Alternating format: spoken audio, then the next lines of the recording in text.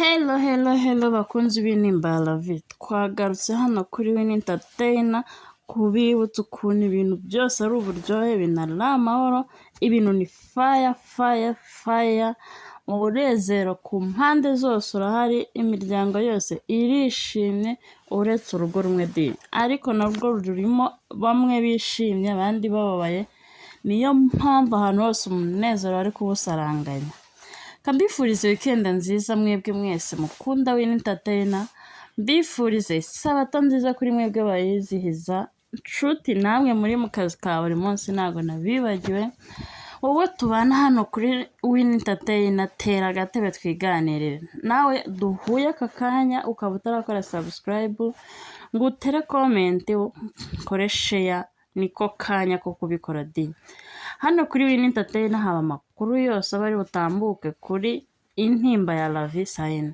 Nshuti zanjye, ahangaha niho tubanziriza amakuru y'ibyatambutse ejo tugasoreza ku byaza kuza none.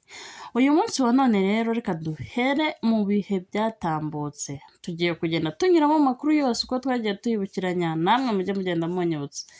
Uyu munsi dufite examen y'akace kagushimishije. Ese igice cyagushimishije wowe ni ikihe mu bice byagiye bitambuka mu ntimba ya Lavi? Nicyo gihe rero ngo ahangaha tugende tubicamo gakeya.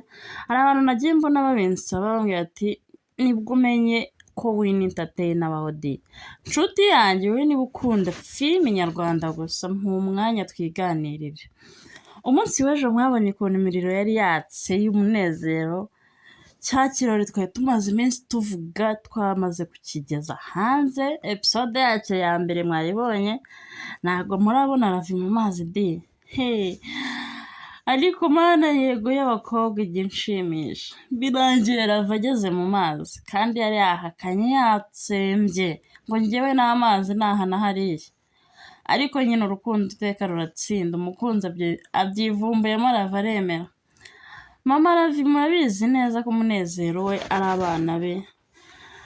Mimi yiyemeje guhinduka, gahunda ni mu rukundo kandi akabana na Bruce. Imana izabiguhe byose mukunzi. Mu gihe ibyo byose biri aho, Ganza yamenye kuvugisha ukuri, ari kubicamo neza, aravuga ukuri, abwira Aline amagambo numva nanjye nagenda nkamukora mu ntoki. Bakunzi ba Win Entertainer, ese ubundi wajya mbazanira umukinnyi umwe tukaganira mukajyamo mukamwumva atari muri sinema nyarwanda, noneho turi kuganira nawe? Abishaka muze kundya karadi mumbwira no wumva twaheraho. Kwa minisitiri ibibazo byabaye ibibazo, umugore yasizoye. Ariko se ubundi Aline uyu nguyu ushaka amafaranga, ubundi bamuhaye amafaranga we yabigenza bate? Ntucikwe ni hano kuri Win Entertainer show bica, kora kuri subscribe ubundi dutera agatebe nkubwire iby'uyu munsi.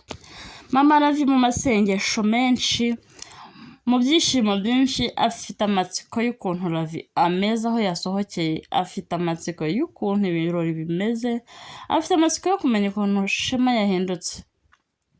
Manzi rero mu kugerageza gufasha Shema ngo Lavi yoge, nawe yisanze mu mazi. Mbega umunyenga, ariko disi ubundi kuki Mimi bamusize? Ubu Mimi yabaranga ibintu biba biryoshye kandi na Lavi yari koga. Kandi twabagira inama ejo kuki ejo twabagira inama nimuzikurikize. Lavi ndaguca akantu.